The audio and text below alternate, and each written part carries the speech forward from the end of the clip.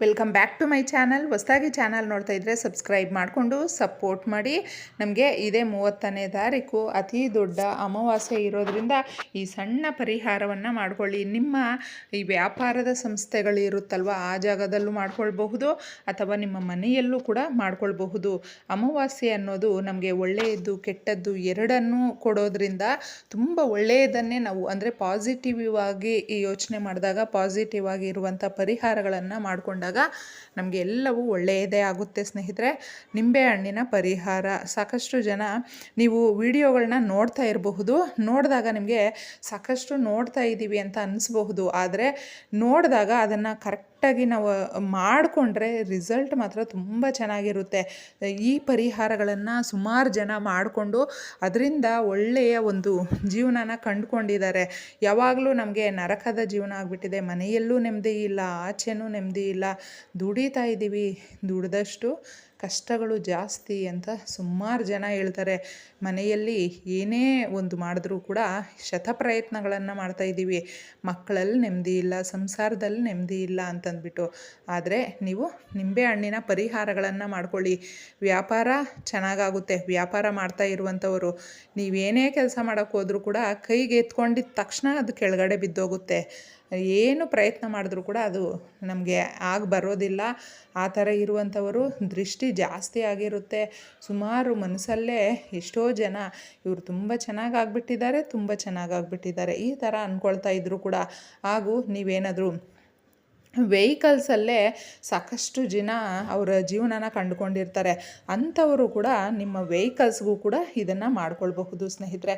ನಿಂಬೆಹಣ್ಣನ್ನು ತಗೊಂಡು ನೋಡಿ, ಈ ಥರ ಕಟ್ ಮಾಡಿ, ಇಲ್ಲಿ ತೋರಿಸ್ತಾ ಇದ್ದೀನಿ ನೋಡಿ, ಆ ಥರ ನೀವು ಕಟ್ ಮಾಡಿಬಿಟ್ಟು ಸ್ವಲ್ಪ ಕುಂಕುಮ ಅದಕ್ಕೆ ಹಾಕಬೇಕು. ಆಮೇಲೆ ನಮ್ಮ ಅಡುಗೆ ಮನೆಯಲ್ಲಿ ಇರುವಂಥ ಸಾಸಿವೆನೆ ಅಂದರೆ ಕಪ್ಪು ಸಾಸಿವೆನ ಅಡುಗೆ ಮನೆಯಲ್ಲಿ ಬಳಸ್ತೀವಲ್ವ, ಅದೇ ಸಾಸಿವೆನೆ ಸ್ವಲ್ಪ ಇದಕ್ಕೆ ಹಾಕಿಬಿಟ್ಟು ನೀವೇನು ಮಾಡಬೇಕು ಅಂದರೆ, ನೀವು ವೆಹಿಕಲ್ಸ್ ಏನಾದರೂ ನಿಮಗೆ ಭಯ ಆಗ್ತಾ ಇರುತ್ತೆ ನೋಡಿ, ಎಲ್ಲಾದರೂ ಆಚೆ ತಗೊಂಡೋದ್ರೆ ಏನಾದರೂ ಒಂದು ಪ್ರಾಬ್ಲಮ್ ಆಗುತ್ತೆ ಅಂತಂದ್ಬಿಟ್ಟು, ಆ ಥರ ಇದ್ದರೂ ಕೂಡ ನೀವು ಅದನ್ನು ಒಂಥರ ನಾವು ಈಳೆ ತೆಗಿತೀವಿ ಅಂದರೆ ದೃಷ್ಟಿ ತೆಗಿತೀವಲ್ವ, ಆ ಥರ ತೆಗೆದುಬಿಟ್ಟು ಕೂಡ ನೀವು ಬಿಸಾಕ್ಬೋದು. ಅಥವಾ ನಿಮ್ಮ ಮನೆಯಲ್ಲಿ ಯಾವುದೇ ವ್ಯಕ್ತಿಗಳಿಗಾಗಿರಬಹುದು ಅಥವಾ ಮನೆಗೆ ಆಗಿರಬಹುದು, ಮನೆಗಾದರೂ ಅಷ್ಟೇ ನೀವು ದೃಷ್ಟಿ ಥರ ತೆಗೆದುಬಿಟ್ಟಿದ್ದೆ ಯಾರು ತುಳಿದೇ ಇರುವ ಪ್ರದೇಶದಲ್ಲಿ ಹಾಕಿ.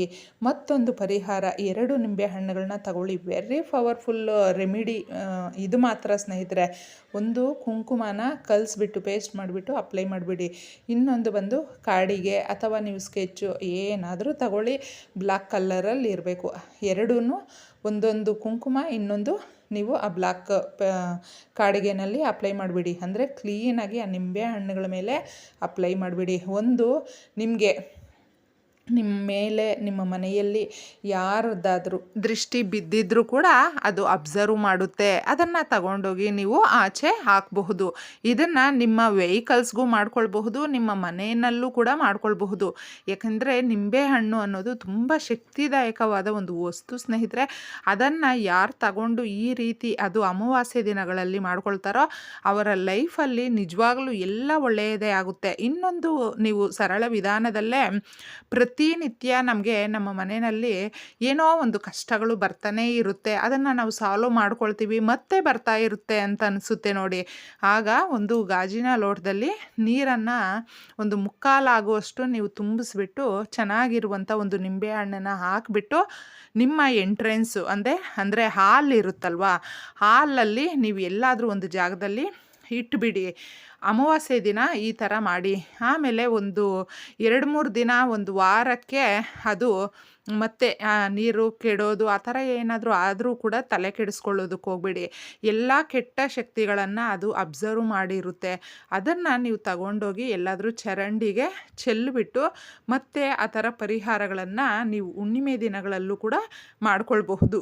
ಈ ಥರ ನಾವು ಸಾಧಾರಣವಾಗಿ ಮಾಡ್ಕೊಳ್ತಾ ಬಂದರೆ ಎಷ್ಟೇ ಕಠಿಣ ಸಮಸ್ಯೆಗಳಿದ್ದರೂ ಕೂಡ ನಮಗೆ ನಮಗೆ ಬಗೆಹರಿಯುತ್ತೆ.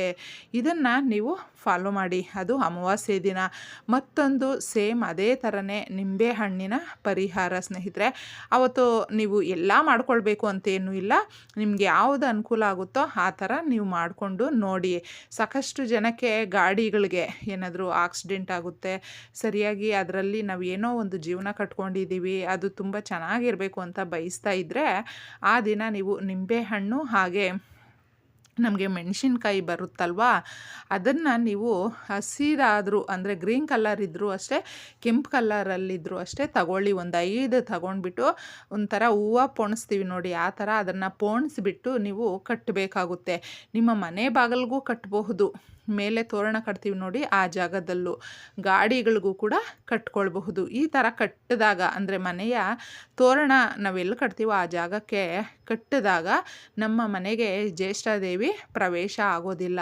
ಅಲ್ಲೇ ಆಚೆ ಬಂದು ಅಂದರೆ ಹುಳಿ ಖಾರ ಎರಡೂ ಆ ತಾಯಿಗೆ ಇಷ್ಟ, ಅಲ್ಲೇ ತಿಂದ್ಬಿಟ್ಟು ಹಂಗೆ ವಾಪಸ್ ಹೋಗ್ತಾಳೆ. ಅದು ಎಲ್ರಿಗೂ ಗೊತ್ತಿರುವಂಥದ್ದೇ. ಆಗ ಮಹಾಲಕ್ಷ್ಮಿ ನಮ್ಮ ಮನೆಯಲ್ಲಿ ಇರ್ತಾಳೆ. ಈ ಥರ ಪರಿಹಾರ ಮಾಡ್ಕೊಳ್ಳಿ. ಸೇಮ್ ಅದೇ ಥರನೇ ಗಾಡಿಗಳಿಗೂ ಕೂಡ ನೀವು ನಿಮ್ಮ ವೆಹಿಕಲ್ಸ್ಗಳಿಗೂ ಕೂಡ ಮಾಡ್ಕೊಳ್ಬಹುದು. ಇನ್ನೂ ಏನಾದರೂ ನಿಮಗೆ ನಿದ್ದೆ ಮಾಡುವಾಗ ನಮಗೆ ಕೆಟ್ಟ ಕನಸುಗಳು ಬರುತ್ತೆ, ನಮಗೇನು ಎಲ್ಲ ಕೆಟ್ಟದ್ದೇ ಆಗ್ತಾಯಿದೆ ಅಂತ ಏನಾದರೂ ನಿಮ್ಮ ಮನಸ್ಸಿಗೆ ಅನ್ನಿಸ್ತಾ ಇದ್ದರೆ ಆ ದಿನ ನಿಂಬೆಹಣ್ಣನ್ನು ತಗೊಂಡು ರಾತ್ರಿ ಮಲಗುವಾಗ, ಇದಕ್ಕೆ ಯಾವುದೇ ಒಂದು ರಿಸ್ಟ್ರಿಕ್ಷನ್ ಇಲ್ಲ ಸ್ನೇಹಿತರೆ, ಮಾಡ್ಕೊಳ್ಬಹುದು. ಕೈಯಲ್ಲಿಟ್ಕೊಂಡು ನಿಮ್ಗೆ ಏನು ಪ್ರಾಬ್ಲಮ್ ಇರುತ್ತೆ ನೋಡಿ ಅದನ್ನೆಲ್ಲ ಹೇಳ್ಕೊಳ್ತಾ ಆ ನಿಂಬೆಹಣ್ಣನ್ನು ನಿಮ್ಮ ತಲೆದಿಂಬನ್ನ ಕೆಳಗಡೆ ಇಟ್ಟುಬಿಟ್ಟು ಮಲ್ಕೊಳ್ಳಿ. ಮಾರನೇ ದಿನ ಅದನ್ನು ತೆಗೆದುಬಿಟ್ಟು ಅದೇ ಯಾರು ತುಳಿದೇ ಇರುವ ಜಾಗದಲ್ಲಿ ಹಾಕಿ. ಈ ರೀತಿ ಪರಿಹಾರಗಳನ್ನು ಮಾಡ್ಕೊಳ್ತಾ ಬಂದರೆ ನಿಜವಾಗ್ಲೂ ಒಳ್ಳೆ ರಿಸಲ್ಟ್ ಬರುತ್ತೆ, ತುಂಬ ಚೆನ್ನಾಗಿ ಕೈ ಹಿಡಿಯುತ್ತೆ ಅಂತ ಹೇಳ್ತೀನಿ. ಇಷ್ಟೇ ಸುಲಭವಾಗಿ ಎಲ್ಲರೂ ಮಾಡ್ಕೊಳ್ಳಿ. ಒಳ್ಳೆಯದಾಗಲಿ. ಧನ್ಯವಾದಗಳು.